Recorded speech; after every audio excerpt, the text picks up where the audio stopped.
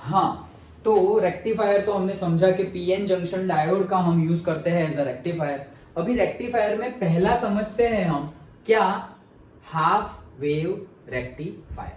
Half wave rectifier क्या है उसमें, अभी इसमें तुम लिखोगे तो क्या लिखोगे, पहले तो एकदम नीट एंड क्लीन ऐसे फिगर लिख दोगे, फिगर ड्रॉ कर दोगे।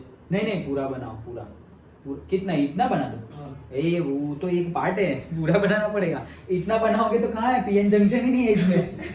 पीएन जंक्शन का यूज कहाँ है, पीएन जंक्शन कहाँ है, चलो बताओ इसमें पीएन जंक्शन कहाँ, ये रहा अभी जो सिंबल बताया था। ओके, तो पूरा बनाना है। अभी अगर नीट और क्लीन तुमने बना दिया, अब उसको एक्सप्लेन करो कि ये सब क्या है बस। तो जैसे कि सबसे पहले हम जो बोल रहे हैं, मैं जो बोल रहा हूं वही चीजें तुम्हें राइटिंग में लिखनी है। So half wave rectifier, okay. So in this rectifier it is the application of the पहला तो it is the application of the PN junction diode। अच्छा, अब यहाँ पर हमने क्या क्या कनेक्ट किया हुआ है, so here we are connecting the step down transformer।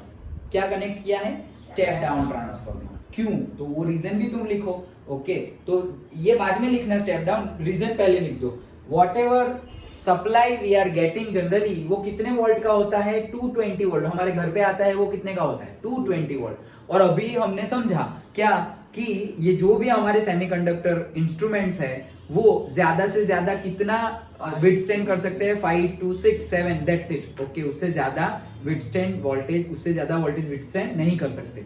तो उससे ज्यादा दिया तो क्या हो जाएगा, जल, अरे 220 में तो ऐसे ही लगाओगे और जल जाएगा तुरंत। ओके, झटका लगेगा उसे तो वो जल जाएगा। तो वैसा तो हम चाहते नहीं है कि वो जल जाए, तो हम क्या करेंगे, ये 220 वोल्ट को तुम लेके आ जाओ कहां पर, 5 to 6 वोल्ट पर लेके आ जाओ, सो दैट वो बेयर कर पाए और वो चलता रहे। डन। तो ये 220 वोल्ट से 5 to 6 वोल्ट पर लाने का काम जो इंस्ट्रूमेंट करता है उसी को बोलते हैं हम स्टेप डाउन ट्रांसफॉर्मर।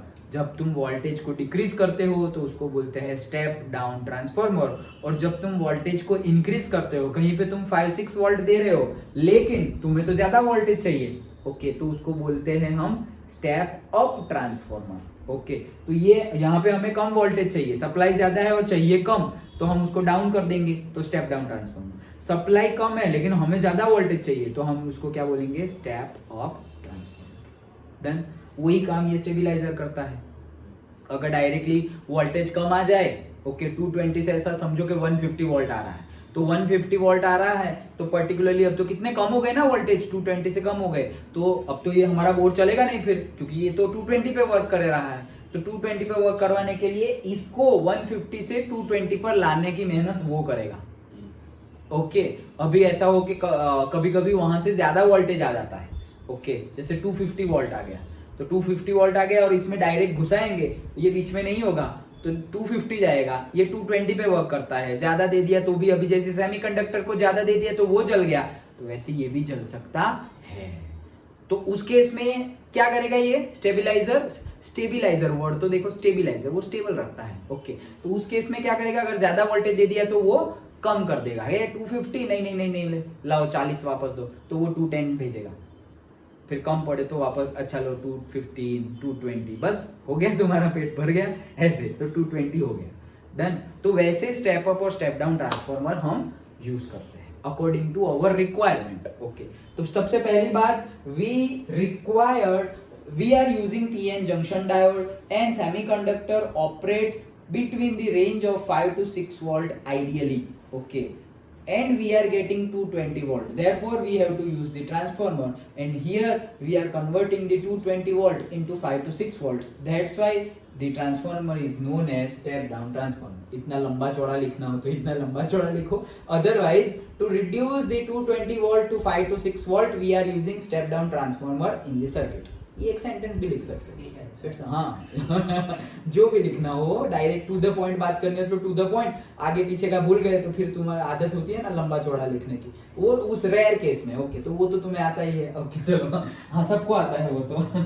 अच्छा, तो स्टेप डाउन ट्रांसफॉर्मर क्यों यूज किया समझ में आ गया। ये ऐसे उसको डिनोट करते हैं, कॉइल 1 कॉइल 2, स्टेप डाउन कर रहे हो तो कॉइल 2 छोटी और कॉइल 1 बड़ी, स्टेप अप कर रहे हो तो ये कॉइल 1 इधर आ जाएगी, ये कॉइल इधर आ जाएगी, ये कॉइल उधर चली जाएगी।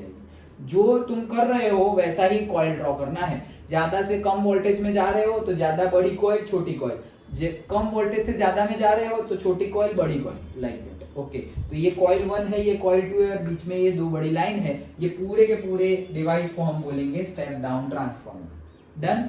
ओके, चलो, तो स्टेप डाउन ट्रांसफार्मर हो गया। अब स्टेप डाउन ट्रांसफार्मर के बाद हमारा वोल्टेज आ गया 5 to 6 वोल्ट। नाउ हमने कनेक्ट कर दिया है यहाँ पर क्या, डायोड, पीएन जंक्शन डायोड जो हम बोलते हैं वो कनेक्ट कर दिया है। तो ये रहा हमारा P, ये रहा N, और पीएन जंक्शन के बाद हमारा पर्टिकुलरली है आउटपुट वोल्टेज। ओके, तो यहाँ पर हमें क्या मिलेगा, टर्मिनल के बीच में वोल्टेज मिलेगा, आउटपुट वोल्टेज। ओके, एंड वहां से फिर हमारी सर्किट कंप्लीट और ये पूरी की पूरी साइकिल हो जाएगी। अब स्टार्ट करते हैं। देखो हमने सब कुछ बोल दिया है। ये दोनों पॉइंट पे हम क्या प्रोवाइड करेंगे, इनपुट वोल्टेज। फिर ये स्टेप डाउन कर देगा, तो ये स्टेप डाउन करने के बाद यहाँ पर से हमें क्या मिलेगा, आउटपुट वोल्टेज, ये VI और ये VO। ये हमारा रेजिस्टेंस लोड है। लोड मतलब क्या, आउटपुट वोल्टेज। जैसे कि हम बोल रहे हैं कि ये हमने बल्ब डाल दिया तो बल्ब का कोई रेजिस्टेंस होगा ना, तभी तो हम बोल रहे हैं कि ये करंट तो हमने डाल दिया घर में, लेकिन उसका आउटपुट कहाँ है, तो ये रहा उसका आउटपुट। तो इसका कोई रेजिस्टेंस होगा, इसलिए यहाँ पर लिखा हुआ है RL, resistance of the load मतलब इसको अप्लायंसेस को लोड बोलते हैं। जैसे बोलेंगे कि तुम्हारे एक रूम में कितना लोड है, इलेक्ट्रिकल इंजीनियर ऐसे बात करेंगे कि तुम्हारे ये ड्राइंग रूम में कितना लोड है। हम बोलेंगे कितना लोड है ड्राइंग रूम में, किसकी बात कर रहे हो, बेबी के बारे में पता तो नहीं चला, ऐसा कुछ सोचने लगे होंगे। तो ड्राइंग रूम में कितना लोड है मतलब कितने अप्लायंसेस है, कितने AC लगे हुए हैं, कितना बड़ा टीवी है और क्या क्या चीज है, वो बोल रहे हैं। इलेक्ट्रिकल लोड कितना है वो, तो उसको लोड बोलते हैं। जैसे कि यहाँ पर सिर्फ और सिर्फ एक बल्ब हो तो ये रूम में लोड कम है। फिर AC है, बोर्ड है, बल्ब है, फैन है, वाटर कूलर लगा दिया, ये लगा दिया, वो लगा दिया, तो लोड बढ़ गया ऑब्वियसली। ओके, तो ये लोड की बात है। आउटपुट को कैसे मेजर करेंगे, टर्मिनल में तो फिर यहाँ तो फिर वोल्ट मीटर ही कनेक्ट कर दो, तो वोल्ट मीटर में तो तुम्हें पता चलेगा कि वोल्टेज इतना मिला, लेकिन तुम उसको यूज थोड़ी कर सकते हो। यहाँ पर तुम उसको यूज कर सकते हो। अंडरस्टूड? तो ये रेजिस्टेंस लोड है, मतलब आउटपुट वोल्टेज यहाँ से मिलेगा। ये हमारी सर्किट हो गई। नाउ अब हम स्टार्ट करते हैं हमारी थियरी। तो हम क्या कर रहे हैं, वोल्टेज अप्लाई किया। अल्ट रेक्टिफायर का काम AC को DC में कन्वर्ट करना।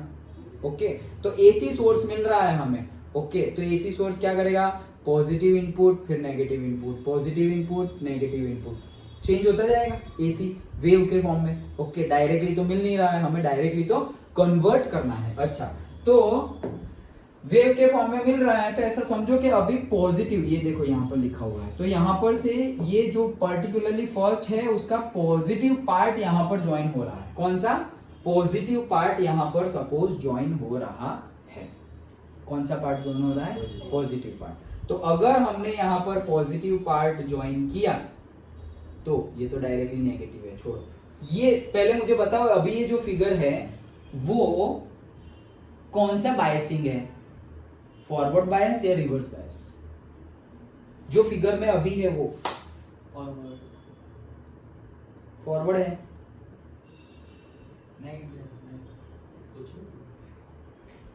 नहीं, ये सिंबल देखो, ये रहा प्लस, ये रहा माइनस। इसको भूल जाओ, ऐसा इसको भूल जाओ। ये देखो, ये माइनस और ये प्लस, फॉरवर्ड है। इतना देख के बताओ, ये और ये नेगेटिव वाला, हाँ, ये नेगेटिव, ये पॉजिटिव और ये डायोड रिवर्स है। क्यों?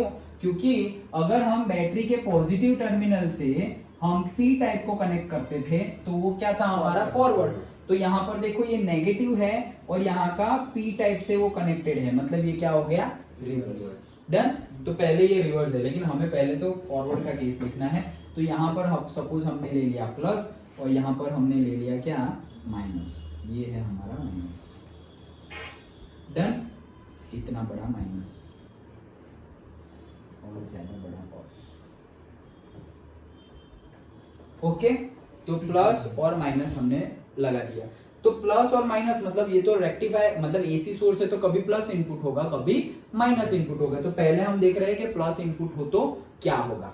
तो ये अभी कौन सा बायस हो गया, फॉरवर्ड बायस हो गया, क्योंकि ये प्लस मतलब बैटरी का, ये बैटरी है ना जहां से तुम्हें सोर्स मिल रहा है, तो बैटरी का पॉजिटिव टर्मिनल अगर आ रहा है P टाइप में तो ये हो गया हमारा फॉरवर्ड बायसिंग। अच्छा, फॉरवर्ड बायसिंग हो गया तो हमें पता है फॉरवर्ड बायसिंग में तो करंट मिलता है, हमें मिला था ना, बैरियर पोटेंशियल को ओवरकम करेंगे तो फॉरवर्ड बायसिंग में हमें करंट मिलता था। जैसे सिलिकॉन का हमने अभी देखा, तो सिलिकॉन के लिए फॉरवर्ड बायस हमने देखा तो 0.7 वोल्ट बैरियर पोटेंशियल था। तो जैसे ही 0.7 वोल्ट से ज्यादा मिलेगा तो तुम्हें करंट मिलने लगेगा फॉरवर्ड में। तो वही चीज हो रही है, बैरियर पोटेंशियल से ज्यादा तुम्हें देंगे तो यहाँ पर तुम्हें करंट मिलेगा, करंट मिलेगा तो यहाँ से करंट फ्लो होगा, यहाँ पे जो करंट फ्लो होगा उसको तुम यहाँ पर मेजर भी कर सकते हो कि पर्टिकुलरली कितना आउटपुट मिल रहा है, और करंट वापस जाके सर्किट कंप्लीट कर देगा। सिंपल है।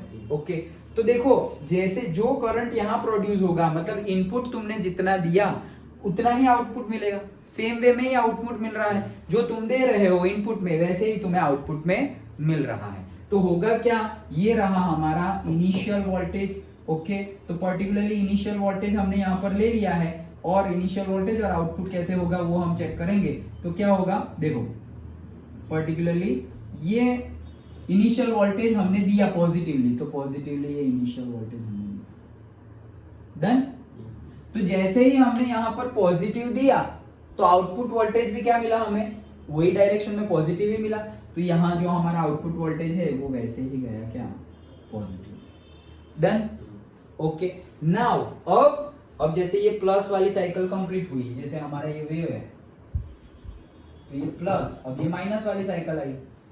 डन। तो अब हम यहाँ पर क्या कर रहे हैं, माइनस आ गया और यहाँ पर क्या आ गया, प्लस। तो माइनस कनेक्ट है पी टाइप एक्सट्रिंसिक सेमीकंडक्टर के साथ, तो वो कौन सा बायसिंग हो गया, रिवर्स। अभी तो हमने समझा रिवर्स बायस में तो कोई करंट ही नहीं मिलता। ओके, तो यहाँ पर इनपुट करंट तो जाएगा लेकिन आउटपुट करंट कोई मिलेगा नहीं।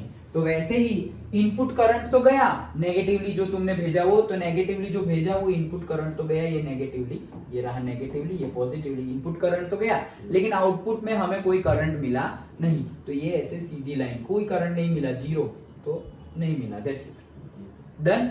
फिर से ये क्या होगा, फिर से ये पॉजिटिव सर्किट वर्क में आ जाएगी। तो जैसे ही यहाँ पे पॉजिटिव आ गया तो वापस यहाँ पर क्या हो गया, ये फॉरवर्ड बायस हो गया, और फॉरवर्ड बायस में तो यहाँ से भी करंट पास होगा, यहाँ पर भी तुम्हें सेम ही मिलेगा। तो फिर से मुझे क्या मिल गया, यहाँ पर ऐसे पॉजिटिव इनपुट तो मिला और इनपुट के जैसे ही पॉजिटिवली आउटपुट भी मिला फिर से। डन। That's it. इतनी फिगर हमें ड्रॉ करनी है। मतलब क्या कि इनपुट तो कंटिन्यूअसली हमें ऐसे सप्लाई कर रहे हैं, यही तो है पूरा का पूरा अल्टरनेटिव, लेकिन आउटपुट देखो, आउटपुट कभी नेगेटिव में जा ही नहीं रहा। मतलब पॉजिटिव हुआ फिर बंद हो गया, फिर पॉजिटिव हुआ फिर वापस बंद हो गया। बंद हो गया मतलब ये कौन सा पोर्शन है, ये फॉरवर्ड बायस है और ये रिवर्स बायस है। अगेन ये फॉरवर्ड बायस है और ये रिवर्स बायस है। डन। तो रिवर्स बायस में तो हमें करंट मिल नहीं रहा, तो देखो नहीं मिल रहा है। दैट्स इट, बस इतना ही समझना था। इसको शॉर्ट हाफ वेव रेक्टिफायर क्यों बोलते हैं, इसको हाफ वेव रेक्टिफायर इसलिए बोलते हैं कि ये पूरा जो वेव था उसमें से आधे वेव को तो आगे जाने दिया लेकिन आधे वेव को तो उसने रिमूव ही कर दिया। ओके, आधे वेव को उसने रिमूव ही कर दिया। आधे वेव का तो इनपुट का आउटपुट दिया लेकिन बाकी के आधे वेव को तो उसने रिमूव ही कर दिया, इसलिए उसको बोलते हैं हाफ वेव रेक्टिफायर। क्या बोलते हैं, हाफ वेव रेक्टिफायर। और पर्टिकुलर कोई भी इंस्ट्रूमेंट की particularly output with respect to input कितना है, इनपुट के रिस्पेक्ट में आउटपुट कितना है वो चेक करते हैं उसकी एफिशिएंसी से, और एफिशिएंसी डिनोट होती है ईटा से, इसको हम ईटा बोलते हैं। इसका फॉर्मूला क्या हो जाएगा, इसका फॉर्मूला हो जाएगा आउटपुट बाय इनपुट। डन। तो इसका फॉर्मूला है आउटपुट बाय इनपुट, तो वो अगर हम कैलकुलेट करें तो ये भी पूछा जाता है पीवाईक्यू में, मतलब ये भी पूछा जाता है पेपर में जो पीवाईक्यू ऑलरेडी है, क्या उसकी एफिशिएंसी कितनी आती है हाफ वेव रेक्टिफायर की, 40.6%। सर न्यूमेरिकल में इसको यूज करना कितना ले सकते हैं, 40 या 41 ले लो चलेगा, 40 या 41 दोनों चलेगा। लेकिन ये एमसीक्यू में या 1 मार्क में पूछा जाता है ज्यादा कि हाफ वेव रेक्टिफायर की एफिशिएंसी कितनी है, और 40% इज कंसिडर्ड एज लो, 40% लो है यार। हायर तो हम तो बोलेंगे 100%। अगेन 100% हम बोलेंगे अच्छा है लेकिन it is not possible, hypothetical हो गया वो, 100% एफिशिएंसी रीच कर सकते नहीं है due to several reason. Second law आ जाता है थर्मोडाइनेमिक्स का वहां पर। Okay, like that. तो कहने का मीनिंग है कि एफिशिएंसी 40.6 मिल रही है, मतलब कंसिडरेबली कम है, तुम्हें तुम्हारा करंट मिल रहा है, करंट तो मिल रहा है ना, यहाँ इतने टाइम में तो करंट मिलेगा, सॉरी इतने टाइम में तो करंट मिलेगा, फिर इतने टाइम में नहीं मिलेगा, फिर वापस इतने टाइम में मिलेगा, इतने टाइम में नहीं मिलेगा। अभी मैं यही सर्किट में ये बल्ब लगाऊं तो ऐसे ऐसे चलेगा। क्यों? क्योंकि जब इनपुट तो तुम्हारा आ ही रहा है, लेकिन आउटपुट में जब फॉरवर्ड बायस में होगा तो ये लाइट फेंकेगा, और जब रिवर्स बायस में होगा तो बंद हो जाएगा। हम बोलेंगे भूत आया। भूत नहीं आया, रेक्टिफायर अच्छे से चल नहीं रहा है। अंडरस्टूड? ओके, समझ में आ गया? तो यही था हमारा हाफ वेव रेक्टिफायर। बहुत सारे क्वेश्चंस बन सकते हैं, जैसे मैंने इसके पहले बताया था एंड जब लास्ट वाली थियरी हम एंड कर रहे थे, इसमें कौन सा ट्रांसफॉर्मर यूज किया जाता है एंड क्यों। ओके, तो स्टेप डाउन और क्यों वो भी हमने समझा। देन इसमें कितने डायोड यूज करते हैं, तो देखो एक ही डायोड यूज किया है हमने। ऐसा कैसा सवाल सर? ऐसा इसलिए क्योंकि नेक्स्ट में हम 2 डायोड यूज करेंगे। ओके, तो इसमें कितने डायोड हम यूज करते हैं? सो 1 डायोड यूज करते हैं पर्टिकुलरली। तीसरा क्वेश्चन, इसकी एफिशिएंसी कितनी है? ये सारे पॉइंट लिख दे रहा है डिस्क्रिप्शन में जो। हाँ चलेगा। ओके, तो 40.6 और उसके ये ग्राफ डन। ओके, तो ये हो गया हमारा हाफ वेव रेक्टिफायर। समझ में आ गया? सर ये दोनों को बनाना जरूरी है कि नीचे वाला बना दे? नहीं, दोनों बनाओ तो अभी हम कंपेयर कर सकते हैं कि ये इनपुट है और ये आउटपुट है, लाइक दैट। Okay done. तो नेक्स्ट समझते हैं फुल वेव।